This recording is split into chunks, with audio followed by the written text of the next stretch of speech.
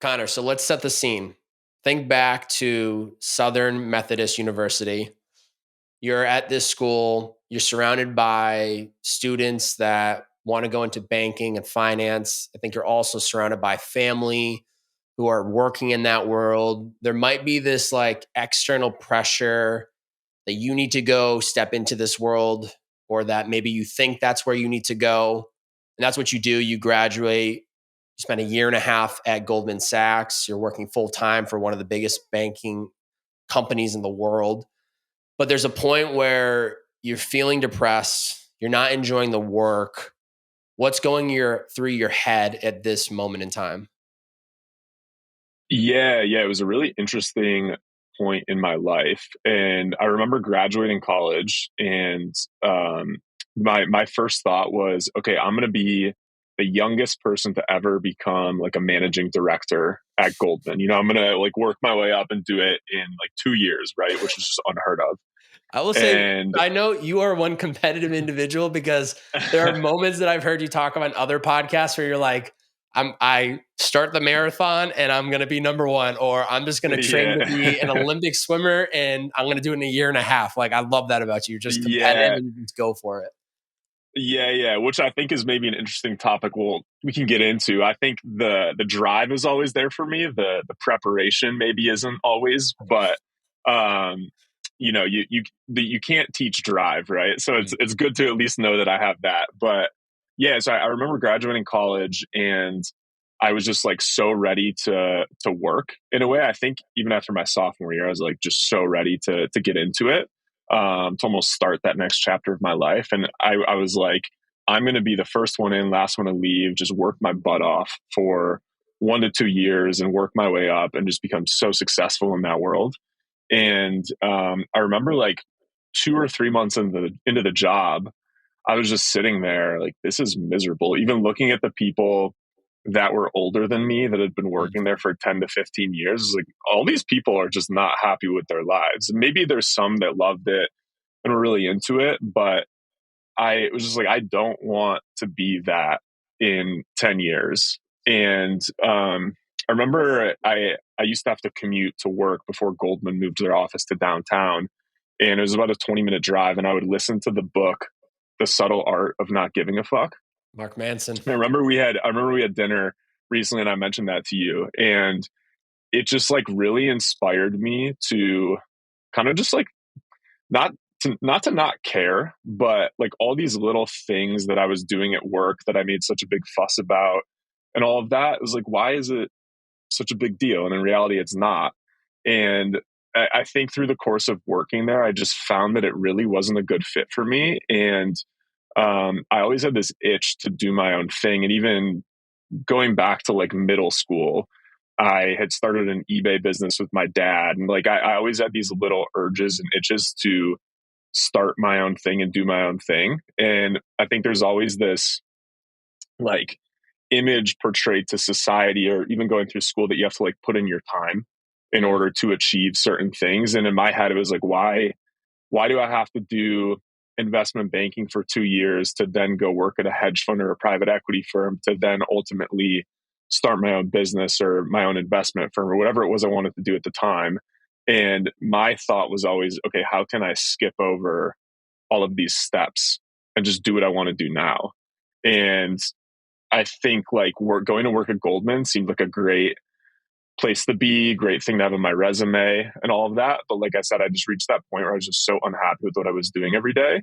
And I had like a couple of people and things that inspired me. But I think the thing that really changed things for me was as an analyst at Goldman, you're kind of bucketed into like a certain job and task list, right? So you'd work on the financial models, put together the investment presentations, all of that stuff. You were never the person who would be going and bringing the deals in. And so for me, I was like, I want to do that. That's what the managing directors were doing, the guys that had been there for 10 to 15 years. And it's like, that's what I want to do because I enjoy talking to people. Like, I just enjoyed that side of the business. I remember going to my boss and saying, hey, like just being honest with you, I don't really find this part of the business interesting that I'm working on, I'd love to be able to like go try and bring some deals in. And I remember him just straight up telling me no. And I was like, oh, okay, interesting. And I went and sat at my desk and was kind of like upset about it for a day or so. And then I just had this realization where I just said to myself, like, fuck it, I'm going to do it anyways. And I still did the work that I needed to do. And I honestly probably did a bad job at it because I just wasn't interested in it. But I also started talking to these investment firms that had these deals that were looking for investors in. And I ended up screening a couple of deals internally within our group. And I was probably one of very few analysts to ever do that. And I remember the first deal I screened. Usually there weren't many questions that were asked of like the people, and you present this to probably 50 people within the firm. And I remember everyone was being such a like kind of a dick on the call, asking the most difficult questions. And then after the call, no one even like congratulated me or was like, "Hey, Connor, like awesome job, dude. That's so cool that you did that. Like keep it up." The only thing that did happen is my boss brought me into his office and told me not to do it anymore. And I was like, you know what? This is just not the place for me and not what I want to do. If I want to do my own thing, I need to leave. I need to get out of this environment and almost just remove myself from it because it was becoming such a like a mental strain to wake up every day and go in somewhere where I wasn't able to shine, where I felt like I actually could do my best work. And that's ultimately kind of what led me to just get out of there. Yeah, well, props to you for one to actually just like boss tells you no and you're like, just like I'm just going to go do this myself. I think that takes Mm-hmm. quite a bit of confidence, but also I think that's a example of I think the moments in which we have to lean into doing the thing even if others are telling us not to do it. So props to you. When I was doing the research and we might have chatted about this a little bit when I first met you, but just like hearing that part of your story was just like so hit home to me because it was, I went during an internship of my junior year, I realized, holy shit, the thing that I thought I've always wanted to do with my life is actually not what I wanted to do, which is like corporate America, drive a nice car, wear a nice watch, have a nice suit. And I just like, same thing. I saw people that were 20 years, 15 years older than me and just like not happy, falling through the motions. And it was just like this light bulb moment of like, I cannot allow myself to do it. And that's when I just going into my senior year, I just completely hit the reset button. I'm like, we're not applying to a single job unless it like screams, I want to do this. And never did. And that's why I then spent the next 3.5 years driving Uber. But there's the recognizing I don't like what I'm doing and then just like telling yourself it's someday it's going to change and then 20 years later it doesn't actually change, but you still were able to find the confidence to take that action. And I had heard in a previous podcast you had said things started to work out for me when I started to do the things I wanted to do versus doing what I thought I was supposed to do, which would be just sticking in the job, get your years of experience, then use that and go get another job. So what's giving yourself at that moment in time, or how have you learned how to give yourself that permission to just pivot, to not care what your parents might say, what friends, what colleagues might say?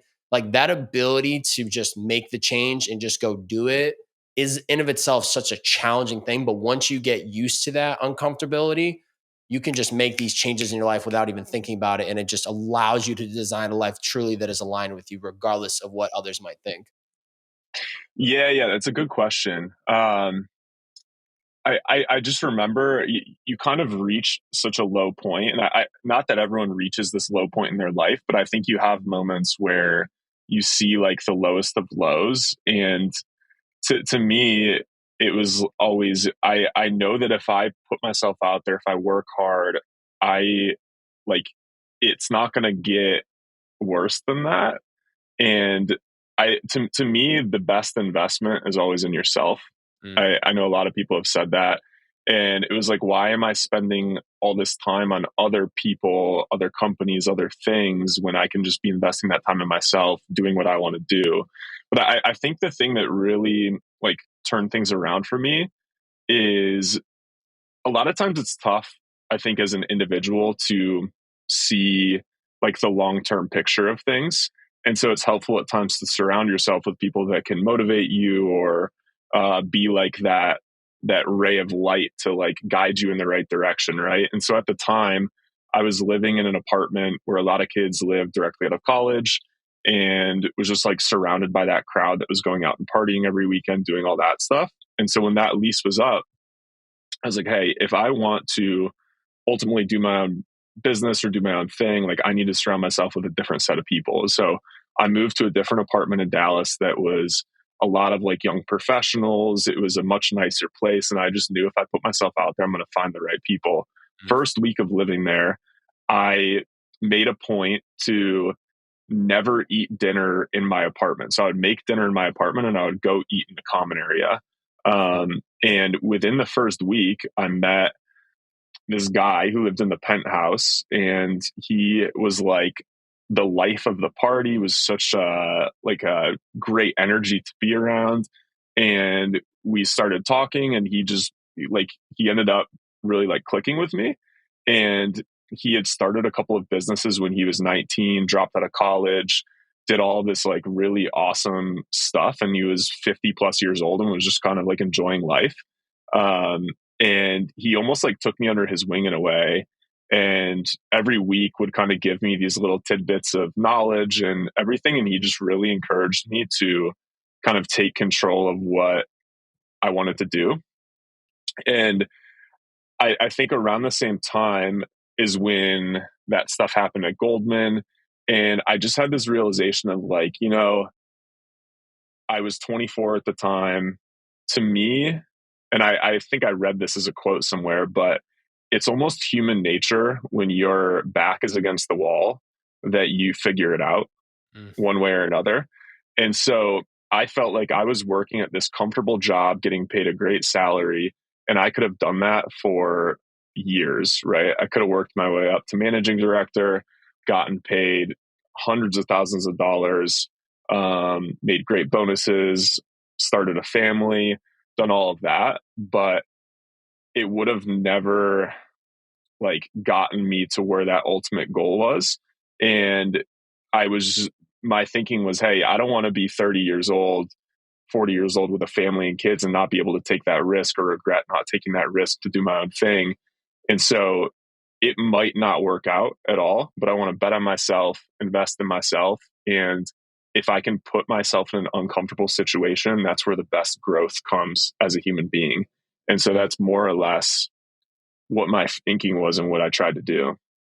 Yeah, I mean, we human beings love to just see like dollar signs and think like, okay, Hmm. I'll do whatever it is that I need to do to make that amount of money. But we so often forget like the time that is spent doing it. And it's like, regardless if you were making hundreds of thousands of dollars, if you're not actually enjoying the work, at the end of the day, it is a waste of time. And your lifestyle is going to elevate. You're going to get what feels like that ceiling of like what the life could be with the new salary and X, et cetera, et cetera. It's like at some point that is your new floor. And you're just like, I don't actually enjoy doing this thing. So for me, it's always been like, Hmm.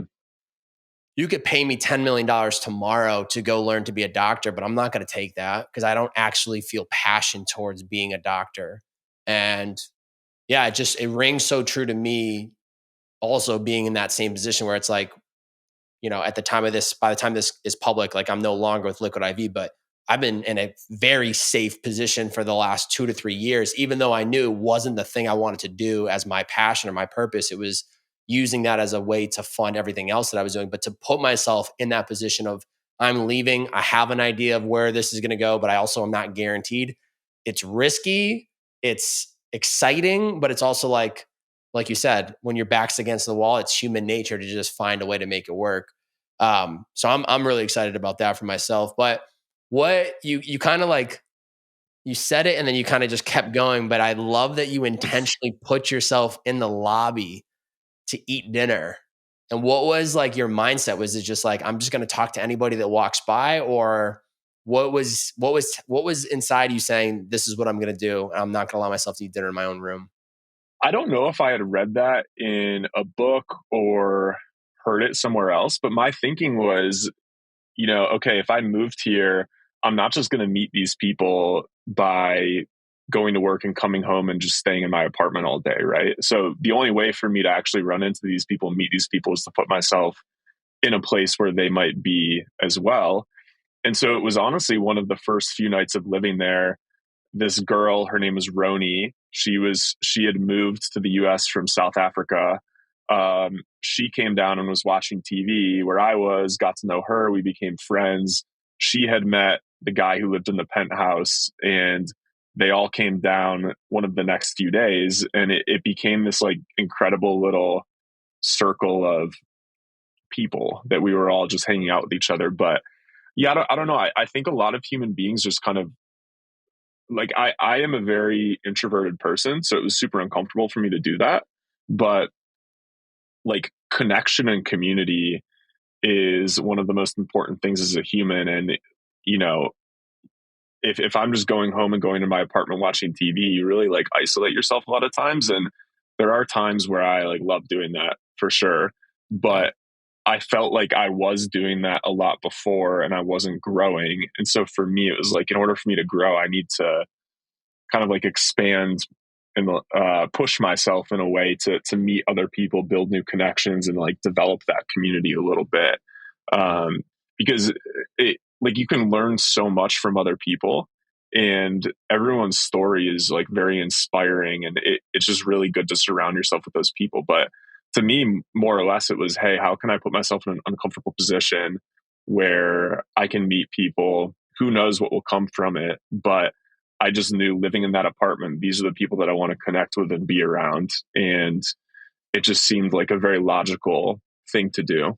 Yeah, I think we've all heard the quote, you're the average of the five people you spend the most time with, and I don't think you fully understand it until you either one pull yourself away from the environment that is having the negative ripple effect on you, and then two putting yourself in that environment that has that positive ripple effect, and it's just completely changes your reality and the conversations you have and the invitations for what you're getting invited to. So I mean, that's a massive step that you took that allowed you to grow.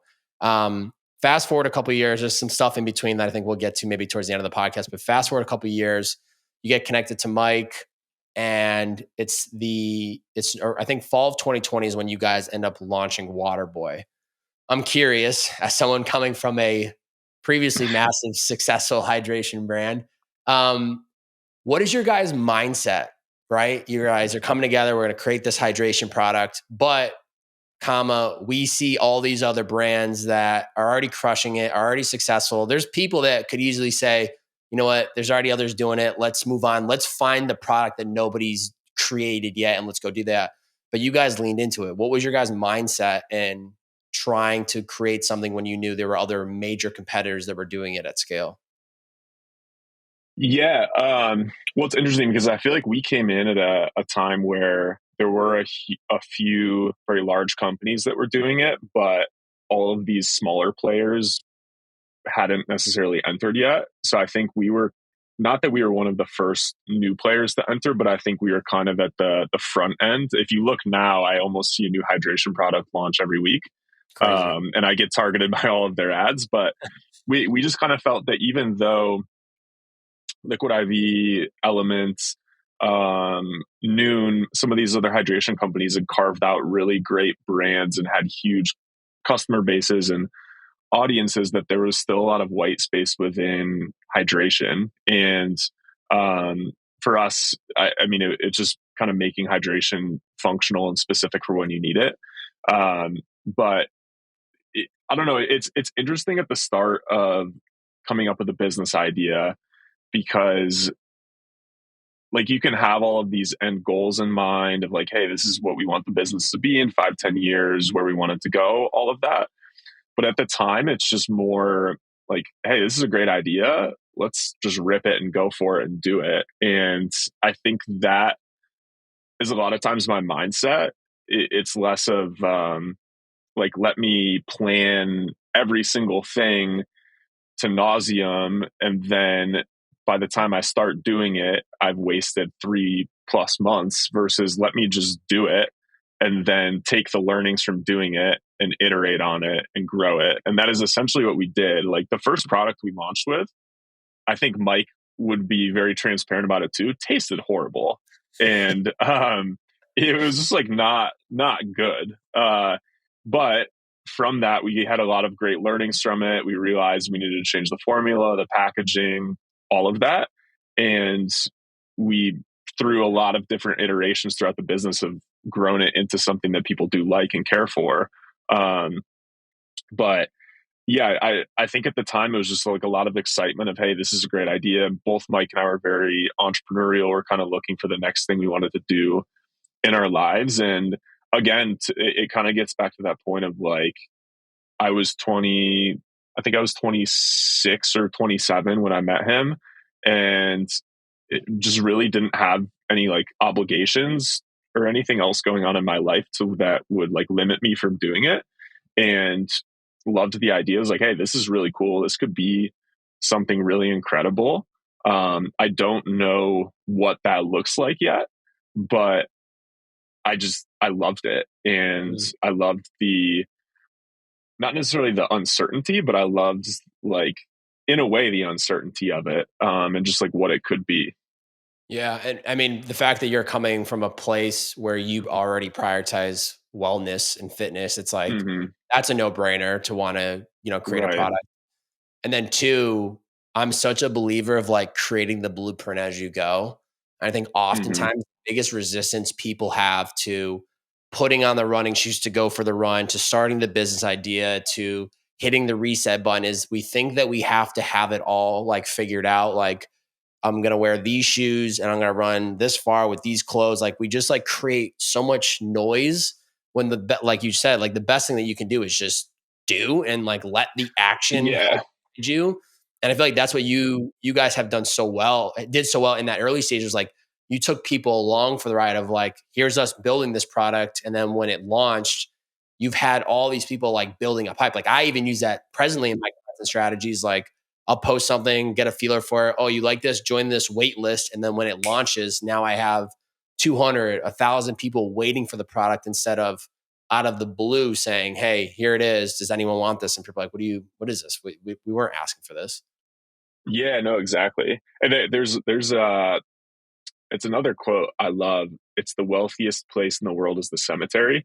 And it's because so many people die with all these incredible ideas, these incredible things that they want to do, and they never do them. And I feel like a lot of times the reason is because there's so much, um, like people just think that they can't do it, or so much like work needs to go into it, or it's almost like an analysis paralysis type thing too, where you just overthink it and never do it, and then you get to a point in your life where you can't because of other obligations. So for us, it was always just like yeah, let's do it. And that's, if you like, our story was very much that way, and even today that's still kind of how we operate. We just do things and then like take the results and iterate on it. I think now that we've grown to a certain size, like planning can be a little more helpful, for us. But that what you just mentioned is more or less how we started. We made Mike made a TikTok video in his car. We had no followers. We had no website. We had no product yet, and that video did well. Had a lot of people that were interested in it. It was just talking about what the idea was, and it was, oh, okay, hey, that video did well. What if we make a website and have people give us their email address or phone number? So we did that. We got all these phone number signups, and then it was, oh, hey, we don't have a product yet, but what if we do a pre-sale for the product? So we did that. We sold out everything that we were planning on making 2 months later within a day. And then it was like, oh, wow, like maybe we should make more X, Y, and Z. So it all kind of like fell into place in a way as we went along. But I think like in starting a business and a lot of times in life, one of the most important things is just being able to adapt, right? And kind of like roll with it and build off of it. And we were fortunate that we did have a lot of traction initially, but I think in the way that we like executed on that and kept building off of it is what made it into more of a business versus kind of like a gimmicky one-time product. Yeah. from my understanding, both you and Mike come from solopreneur operations, right? Or at least being your own entrepreneurs and then maybe having outsourced some of the work, but still you're making your own decisions and you're essentially running the whole thing. What has been some of the harder lessons that you've had to learn now working with a co-founder? Um, yeah, that's a good one. Well, I would say working alone is incredibly difficult and lonely a lot of times. Mm, And that was a big struggle for me previously. So even through the struggles that Mike and I have had in starting this together, like I would take that any day over doing something alone. But yeah, I mean, I think in starting a business, like at least for the first year, there's just so much excitement, and it takes two people that are willing to like listen to each other and not get like so caught up in like, oh, I'm right, we need to do this X, Y, and Z, but actually listening, understanding, and figuring out what is best for the business and removing the like the ego from it. And there's a lot of times where like we probably don't necessarily agree on certain things, but it to me it's I could care less if I'm wrong, honestly. I just want to do what's best for the company because it gets to a point where it's more than just him or me. It's its own thing, right? mm, And it's like, how can I nurture this company, this like child, if you will, and grow it and help it be as successful as it can be? And yeah, I think you just have to kind of like take the ego out of it. mm, But I mean, there's for sure been times where we've disagreed on certain things. I mean, there was a time I wanted to buy a, a full school bus that was a blue color. I was like, oh, this would be so cool. And at the time, I thought it was an incredible idea. We never did it because Mike was like, no, that's stupid. um, so thankful that we don't own a school bus. Um, and then like vice versa, there's probably things that he's wanted to do, and it's like, no, we shouldn't do that. But I think as long as there's a willingness to like work together and mm, remove your ego from it and almost work towards like a greater goal, then it all kind of comes together. But I watched the movie The Boys in the Boat over mm. Christmas. You should check it out. I feel like you would love it. But it's essentially a the U.S. Olympic rowing team. I forget the year, but I think it was before World War II, and it was a JV team from the University of Washington. They beat out their varsity team, and this team was like kids that had never rowed before. They beat out the varsity team. They beat all the schools on the East Coast. They ended up going to the Olympics, and they beat Germany to win the gold medal. Wow. And it's just like such an inspiring story. But the message was more of like, in order for rowers and a rowing crew to do well, you all have to work as one. Like the boat is one, right? And if you're rowing individually or on separate paces or cadences, it throws off the entire boat and you lose. And so for a while in the movie, they were doing that. And then they really honed in on like being one. And I think that is how I see the business in a way. It's more than just one person. Um, it's more than just one thing. Everyone needs to be working towards a cohesive goal and rowing together. And they can all be doing separate things, but it all needs to be towards that greater mission. I'm gonna have to watch that. That sounds really up my alley. Two thoughts come to mind. One is I know he's not the originator of it, but I can quote him because that's for who I got it from. But Nick Bear, he really loves to hone in on saying, if you want to go fast, go alone. If you want to go far, go together. And it really hits home of like it's if you're trying to go the distance in anything, you're going to need that team. But I also read How I Built This. I don't know if you've listened to the podcast Mm-hmm. with Guy Raz before. He ended up putting out a book, really good book for anyone listening that is in the entrepreneur space, starting your own business. It's like almost like I'd say like the business Bible of just lessons, and he pulls from all these different stories. But one interesting theme that he saw through and all the guests they had interviewed, I forget the percentage, or forget what the statistic was, but almost like 90% of the businesses that he had interviewed and had massive success had co-founders. Hmm. And that was what one of the, I think he had a VC on his podcast at one point, and I think that was one question the VC will ask almost as the first question when talking to a startup business is, do you have co-founders? Because they found that there was more success with multiple people taking on the load than if it was just a singular person, which I thought was really interesting. But I think it just hits home on, being able to rely on other people and how important it is to, I'm sure you have certain strengths that maybe are Mike's weaknesses, and Mike's weaknesses might be your strengths. Like, it balances itself out, which just allows you guys to operate so much more efficiently and faster. Yeah, no, for sure. And I mean, that's a super interesting point that you made, but I can see how that makes sense. I mean, even if you just think of like the ideas that go through one's head, if you multiply that by two, right? Yeah. There's just so many different things you can think of, different projects and things you're working on as a company. And so it multiplies everything you're doing by two, essentially. Yeah.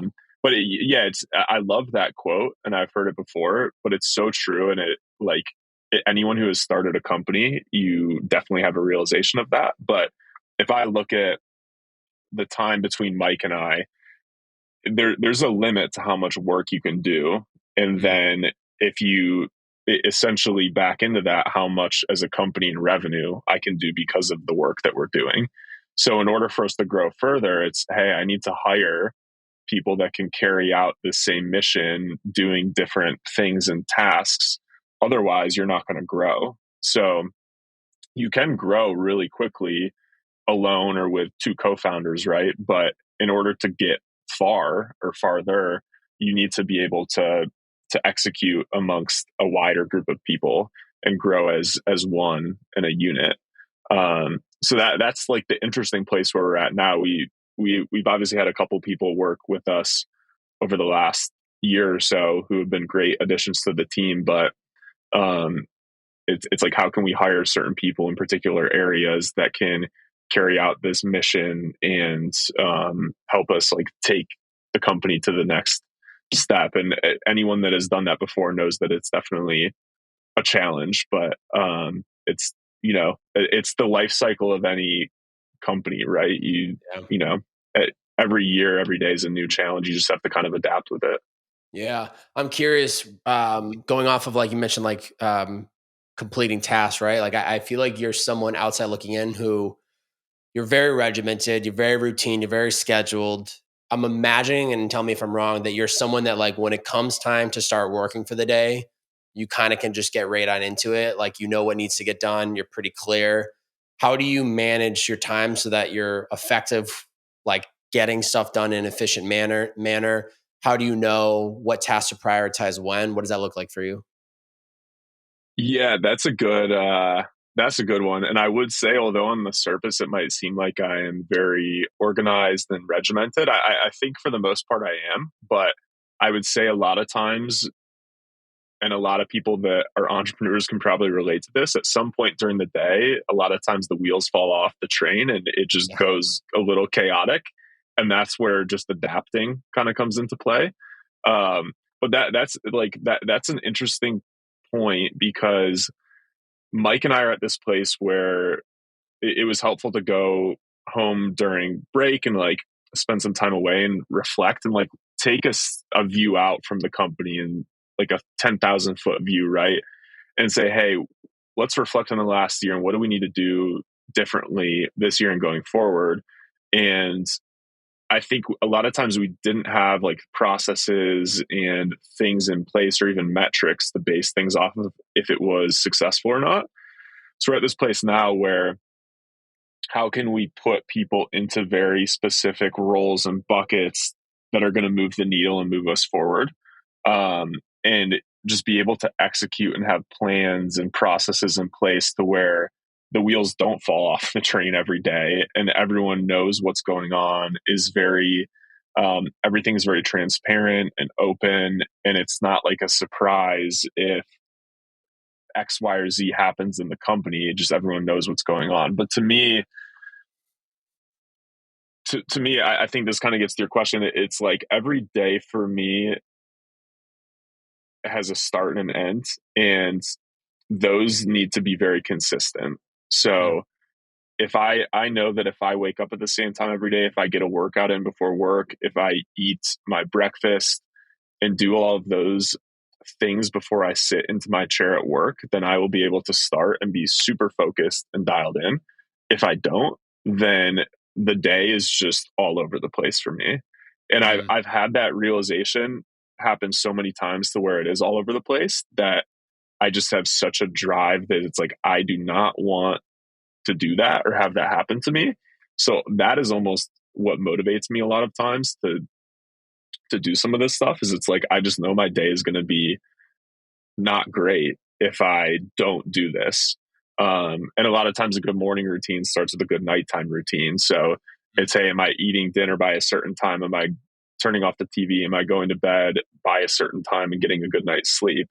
And if all of that stuff happens, then I will always have an incredible day, regardless of how chaotic it can be between the hours of 9:30 to 5:30.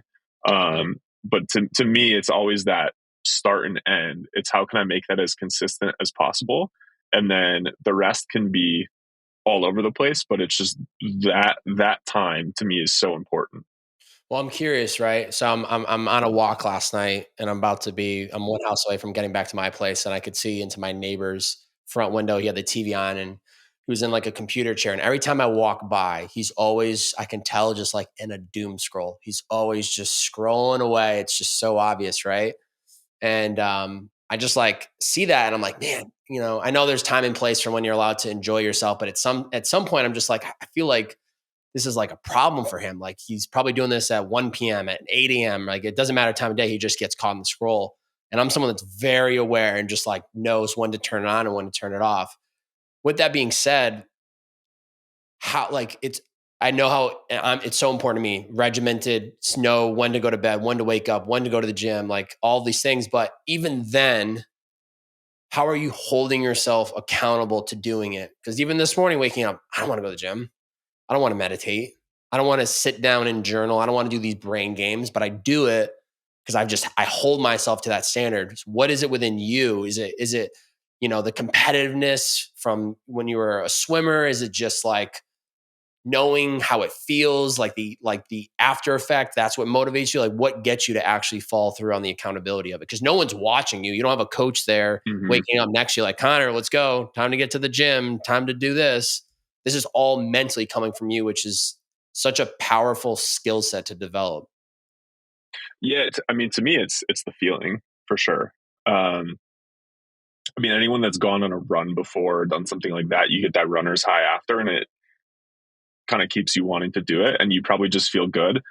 Or anyone that's eaten healthy, the first 2 weeks of eating a certain diet or eating healthy is probably not fun, but after a certain point, you start to feel good, feel amazing, you see results from it, and then you want to keep doing it because you love it.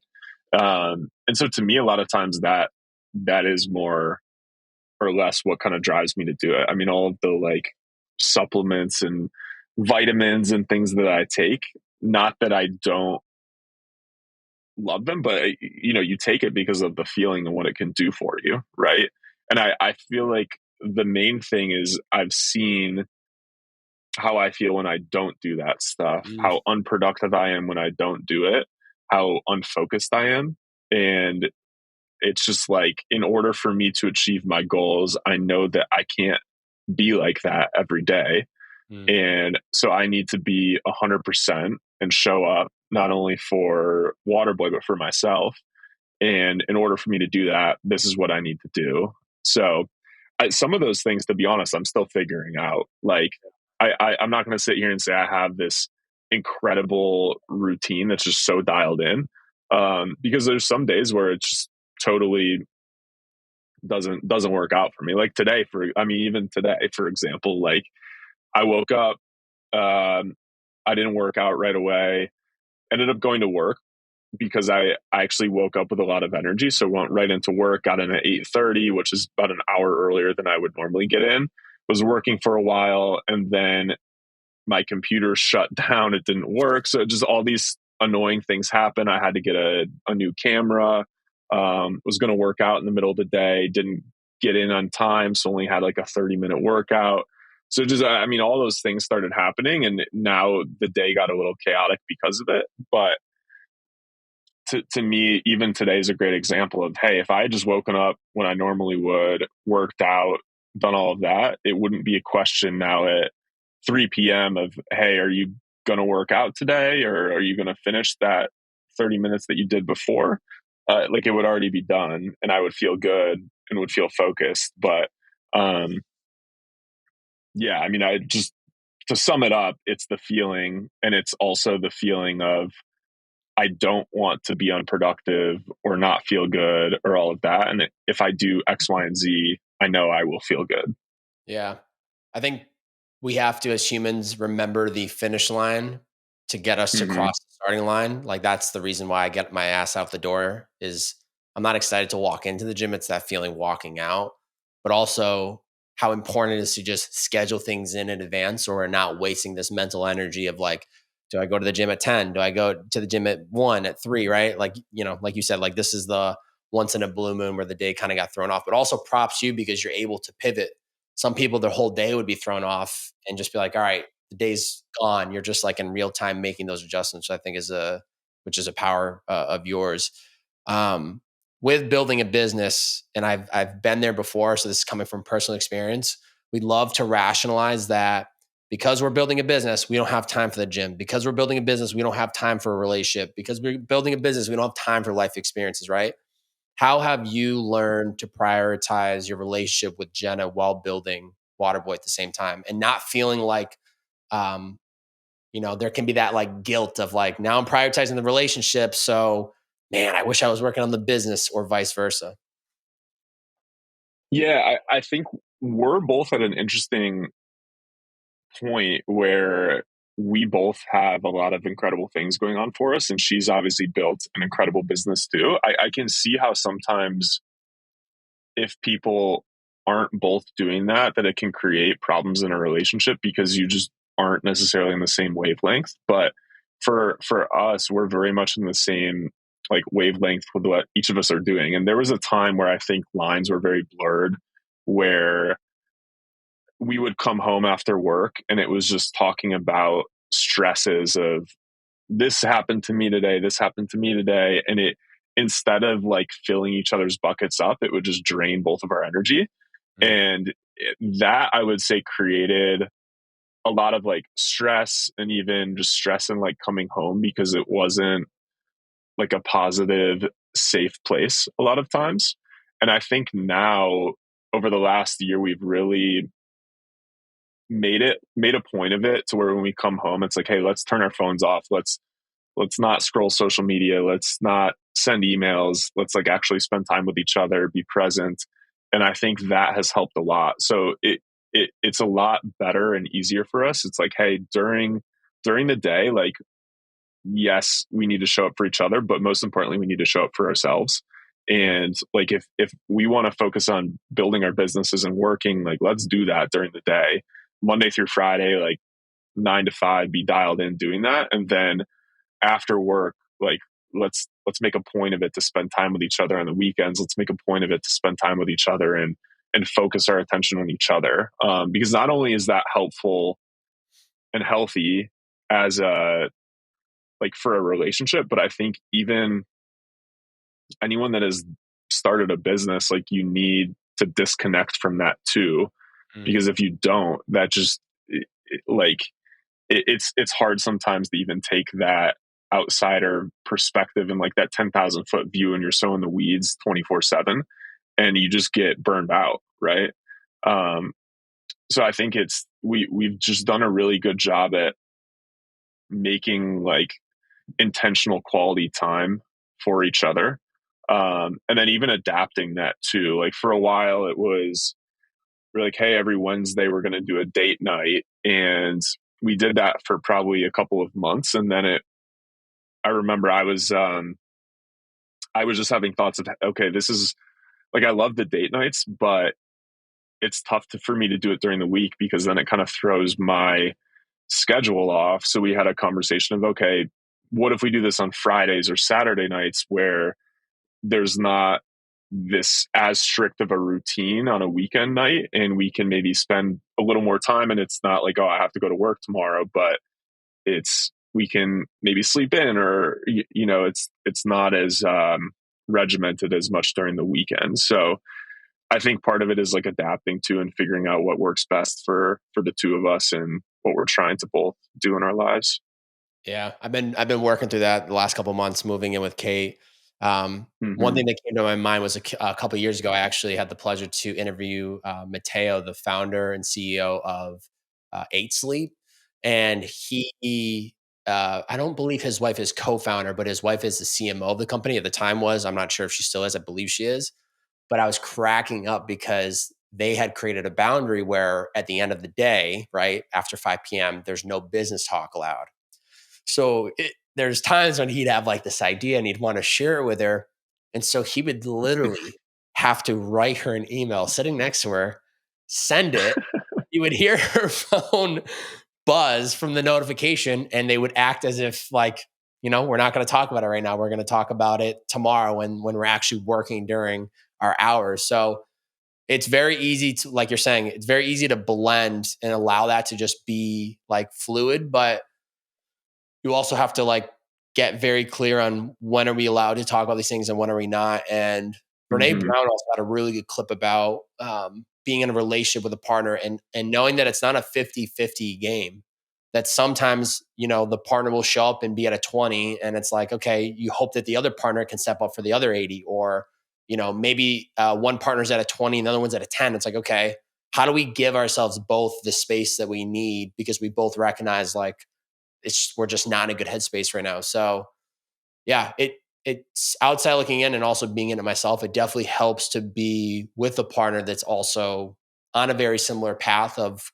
entrepreneurship, building their own business, building their own thing, because it's just not, it's not perfectly laid out. You have to create these boundaries and these systems and these routines. And, I Hmm. think it drives Kate, my girlfriend, crazy sometimes that I'm so regimented, but I'm like, you have to understand this is what allows me to be the man that you love. Without this, it's chaos Hmm. to me, and it just doesn't work.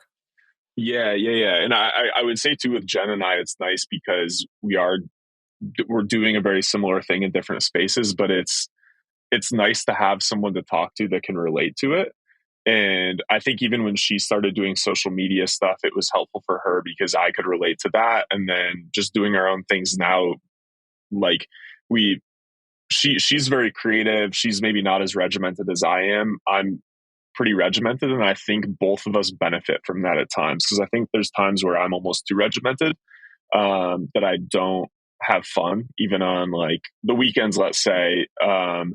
And then there's times where she wants to be more regimented, and so I can help with that. So it's nice because I think we do like build each other up very much, and it's been great for both of us. But I would say too, I was watching one of your clips of, it gets to this, but you were saying that you used to wake up really early, or you wake up really early and you would go to the bathroom and would make a lot of noise and it would bother Kate. And then you all had a conversation. It was like, hey, when you wake up, can you use the bathroom outside? And I think that's kind of how a lot of times it's been with the two of us. Like, we just adapt, and there's things that bother us, or like things that we want to fix in our relationship, and it just starts with communication. Oof. And I mean, that I think that, like, Jenna would admit it too, there's been times in our relationship where communication is broken down, and I think that happens a lot of times in many relationships.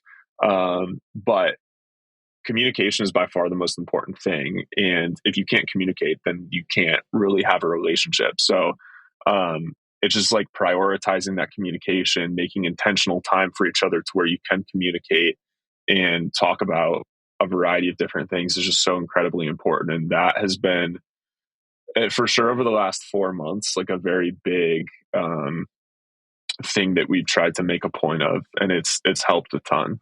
Yeah, I appreciate you sharing that. I was smirking when you made that comment because it hits so hard home for me of like the last 12 months of um, definitely on my end needing to learn how to be a better communicator because I'm somebody that Hmm. will tell someone straight, but then when it came to an intimate relationship, I was like, I don't want to hurt their feelings, and like it was something that I had to overcome, but it is so freeing and so necessary to just communicate these little things and then making those adjustments and yeah, I still have my hiccups, but it's just so easy to do, but yet as humans, as I'm sure there's other men or maybe other women out there that hear this, like it's just hard to do because sometimes you don't want to hurt someone's feelings. But ultimately, you not communicating and thinking that they understand you and they know what's bothering you, nothing gets resolved, which builds resentment, and then it becomes a bigger issue. So, very much hits home with where I've been at in the last 12 months. At the time of this recording, this episode is January 5th. For context, this won't come out until February, but right now, obviously, we're hearing new year, new me. A lot of people are making these adjustments in their life. Is there an area of your life that you've identified that needs more effort or that you need to reprioritize a little bit? Yeah, I would say. I mean, there's a few areas. I think it really comes down to if I could say two traits that I think are incredibly important for someone to be successful, at least the way that I would view success is disciplined and the ability to adapt. I Mm, think I'm really good at adapting, and I think a lot of times the discipline is very much there. Um, but it's being consistent with that discipline. So to me, it's developing a very consistent, disciplined routine Monday through Friday, and I know I can do it because I've done it, and I know what it feels like to do it, which is why I want to do more of it. But a lot of times that just starts with that nighttime routine. I think mm, that to me is the biggest thing. Shutting off your phone at whatever time that is, getting into bed, turning off Netflix, like being intentional about it and following through with it, because it's so easy to toss on a Netflix movie and then all of a sudden it's 11 p.m., 11:30, and it's like, oh shoot, how am I going to wake up at 5:30 tomorrow now?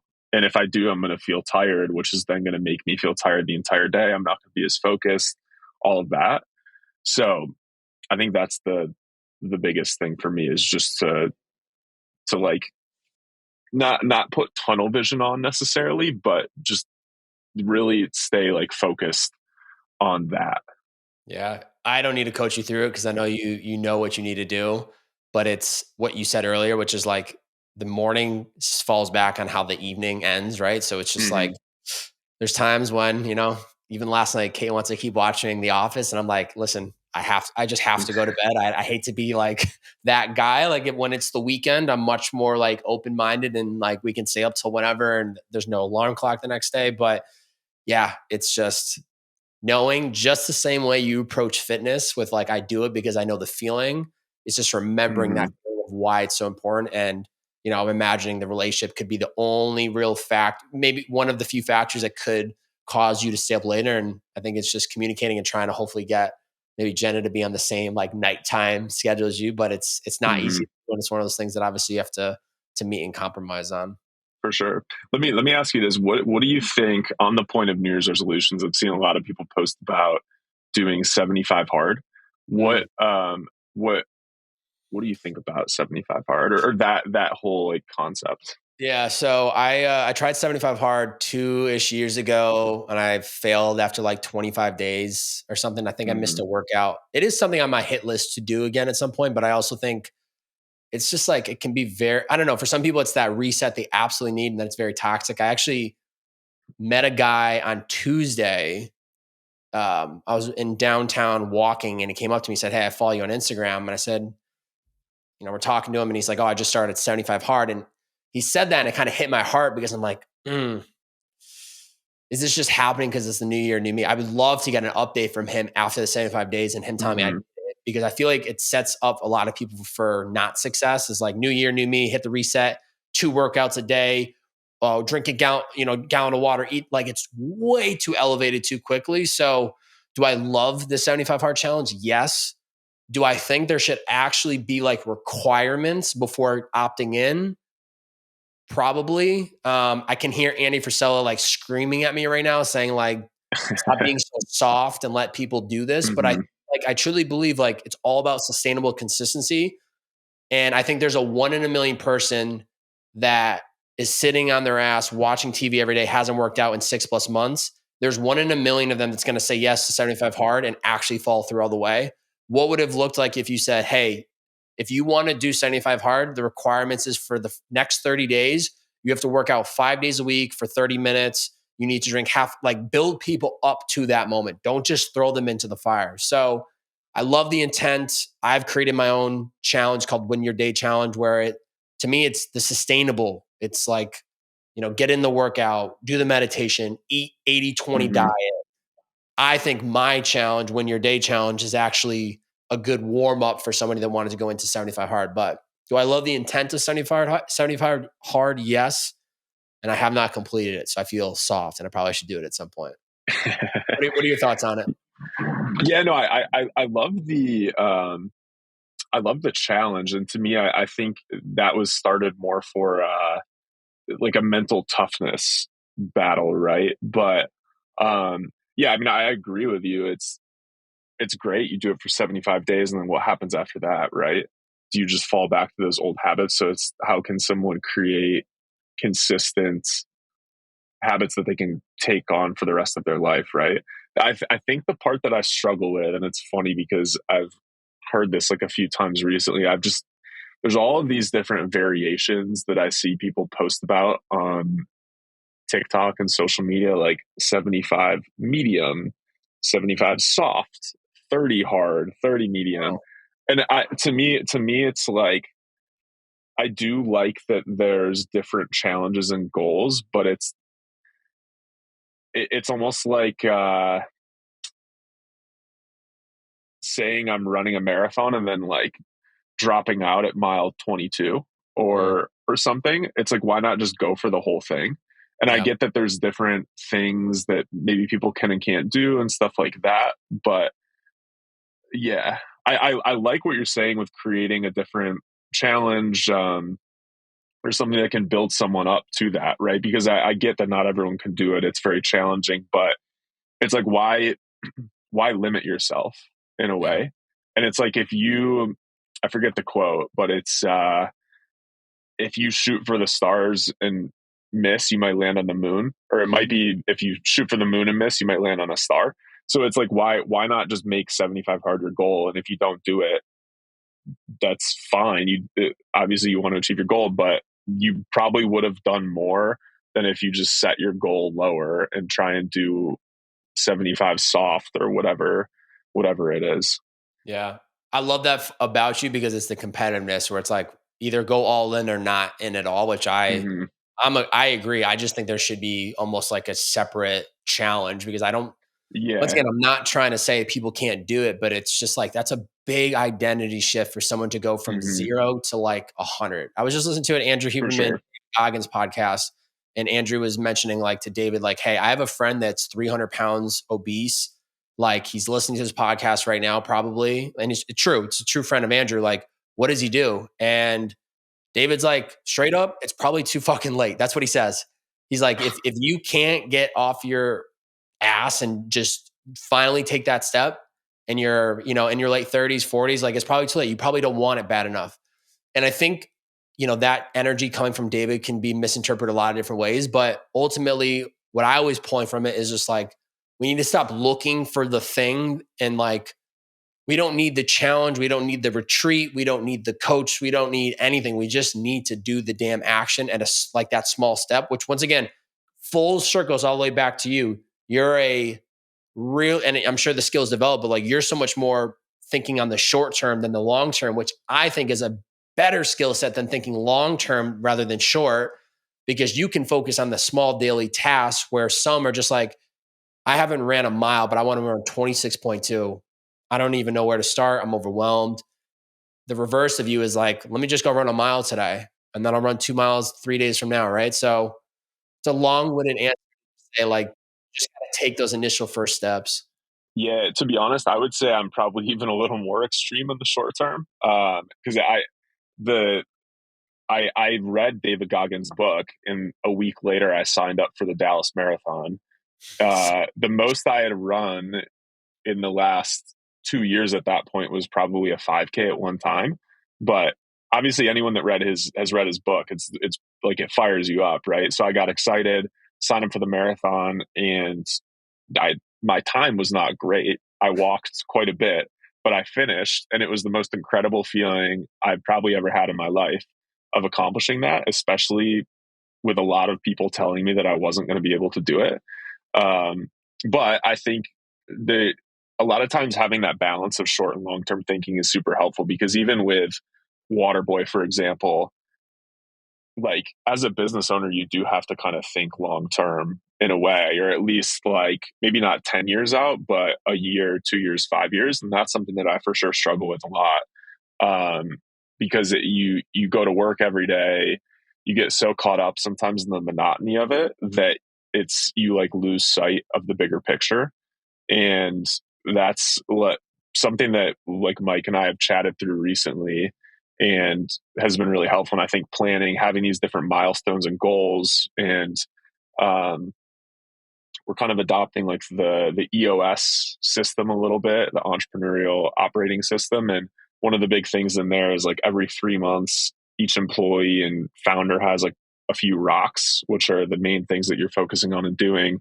And those are like your goals to achieve for those 3 months. And I think it's helpful because those rocks build towards the bigger rocks for the year, for the 5 years. So um, I think it's helpful to think long term, but then to break it into chunks of shorter term thinking. So I for sure love the short term stuff. Like if you asked me to go climb Mount Everest today, I would probably do it, and I wouldn't necessarily want to train for it. I would just want to go rip it and do it.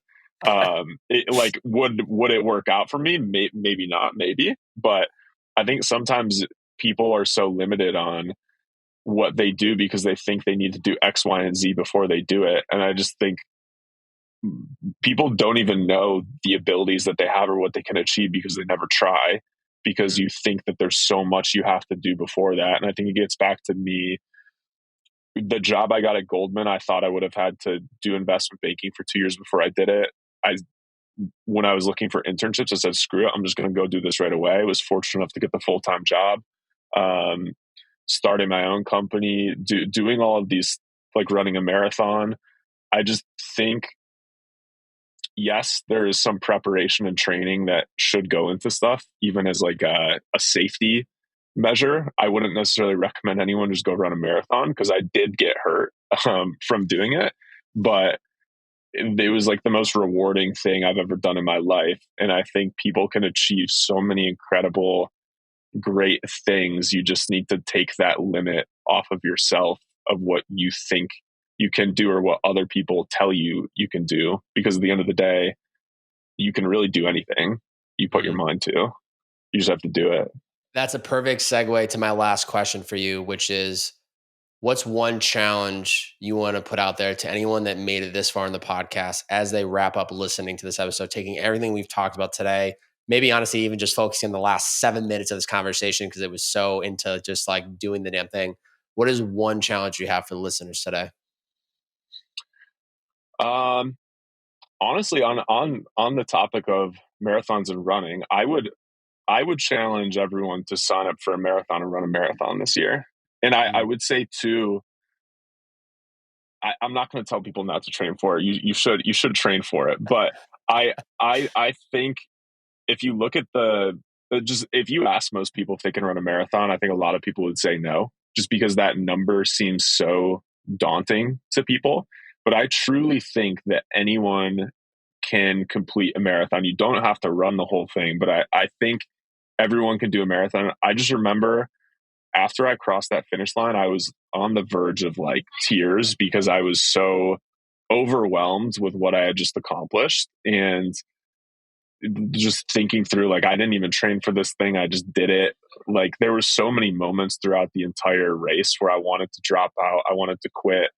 um was fortunate that I met other people along the race who we like pulled each other along and kept each other in it. But I think anyone that can complete that, you just feel so accomplished, and you will just be on such a, you will literally be like a freight train rolling down the track, and nothing is going to stop you after that.